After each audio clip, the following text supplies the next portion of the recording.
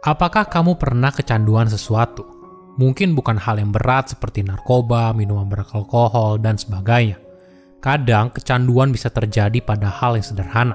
Kecanduan makanan manis, kecanduan gorengan, kecanduan main game, dan sebagainya. Ada dorongan yang besar di dalam diri untuk memenuhi keinginan tersebut. Jika kamu pernah mengalami hal ini, mungkin kamu sedang berusaha untuk menghentikannya atau mengubahnya menjadi kebiasaan yang lebih baik. Hal ini pastinya tidak mudah. Solusi umumnya adalah dengan menggunakan tekad. Kita berharap dengan tekad yang kuat, kita pasti bisa mengontrol diri. Sayangnya tidak. Tekad dan kontrol diri justru merupakan cara yang paling tidak efektif dalam mengatasi kecanduan. Bagaimana bila kamu menjadi penasaran? Penasaran dengan pikiran dan sensasi tubuh yang muncul ketika kamu merasakan dorongan yang luar biasa ini. Mungkin saja hal ini merupakan jawaban atas masalah yang kamu hadapi sekarang. Halo semuanya, nama saya Michael. Selamat datang di channel saya, Sikutu Buku. Kali ini saya akan bahas bagaimana sebuah kecanduan bekerja dan apa solusinya. Selama ribuan tahun, manusia telah mencoba berbagai teknik untuk mengontrol hasrat dan keinginan. Pergumulan batin ini bahkan diabadikan melalui cerita mitos dan legenda. Dalam sebuah puisi dari Yunani kuno terkenal yang berjudul Odyssey, dikisahkan seorang prajurit bernama Odysseus memerintahkan anak buahnya untuk mengikat dirinya di tiang kapal agar dia tidak terjebak dalam perangkap godaan dari makhluk cantik mirip manusia yang dikenal sebagai siren. Di era modern, industri diet menawarkan banyak buku dan video untuk membantu seorang dalam mengontrol nafsu makannya.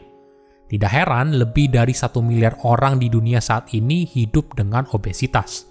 Angka ini 2 kali lipat lebih tinggi sejak tahun 1990, dan tingkat obesitas pada anak-anak dan remaja meningkat hingga 4 kali lipat. Memang betul, kadang kecanduan itu muncul tiba-tiba dan terasa tidak bisa dikontrol. Tapi, apakah benar itu yang terjadi? Apakah kamu pernah mengamati bagaimana kecanduan itu muncul, naik hingga ke puncak, lalu hilang?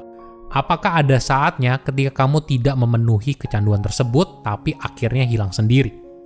Inilah pertanyaan penting yang harus kita tanyakan ke diri sendiri dan merupakan langkah awal untuk hidup yang lebih baik.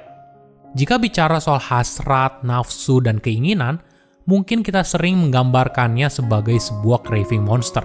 Sebuah monster yang besar, kuat, dan menakutkan. Monster ini akan berusaha menggoda kita untuk memenuhi keinginan yang sedang kita tahan. Entah itu soal makanan, merokok, dan sebagainya. Ketika kita menolak, suara monster itu justru semakin kencang. Hingga akhirnya mungkin saja kita akhirnya tergoda dan melakukan apa yang diminta oleh monster tersebut. Anehnya, setiap kali kita menolak godaan si monster, bukannya makin lemah, monster itu justru makin kuat. Menariknya, kadang godaan ini bukan karena kebutuhan fisik, tapi lebih kepada kebutuhan emosional. Misalnya, seseorang yang sulit mengontrol nafsu makannya mungkin bukan karena dia sering lapar, tapi ada alasan emosional di balik dorongan tersebut.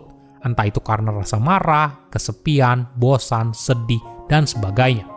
Perlu dipahami, kecanduan atau dorongan hasrat yang dialami seseorang itu sifatnya unik dan spesifik pada orang tersebut. Jadi, pemicu kecanduan kamu dan saya mungkin saja sangat berbeda, dan ini merupakan hal yang normal. Ketika muncul adanya dorongan untuk kembali ke kebiasaan buruk, bagaimana bila kamu menjadi penasaran tanpa menghakimi?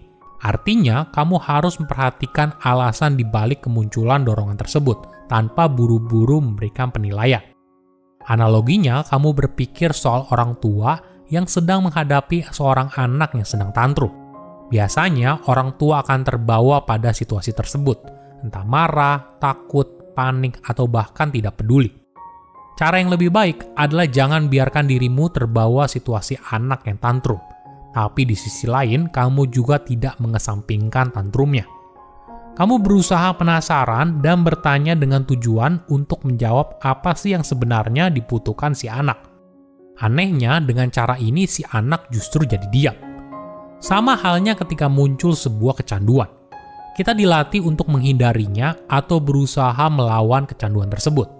Tapi ketika kita berusaha mencari tahu kenapa sih kecanduan ini bisa muncul, apa perasaan yang menyertainya, nah hal ini mungkin saja membantu kita dalam menghadapi kecanduan. Dalam psikologi, hal ini disebut sebagai observation effect. Dengan mengamati pikiran kita sendiri, kita tidak bisa secara bersamaan diidentifikasikan dengan pikiran tersebut. Kita jadi sadar kalau ini hanyalah buah pikir kita sendiri, sensasi tubuh yang muncul, dan perasaan yang datang dan pergi.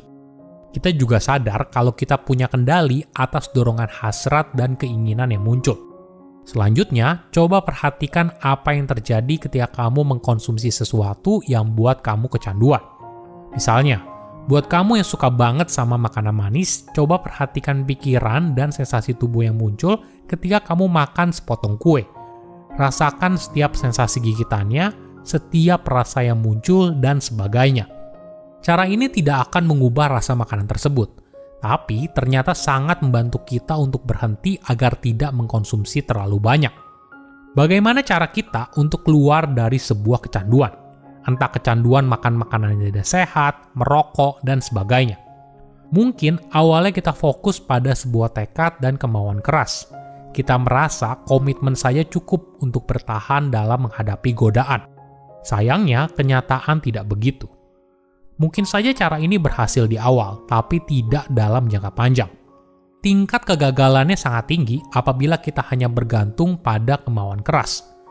Ketika seorang gagal mengontrol keinginannya, kemungkinan besar kita menganggap kalau tekad orang itu kurang keras. Nah, apa yang sebenarnya terjadi?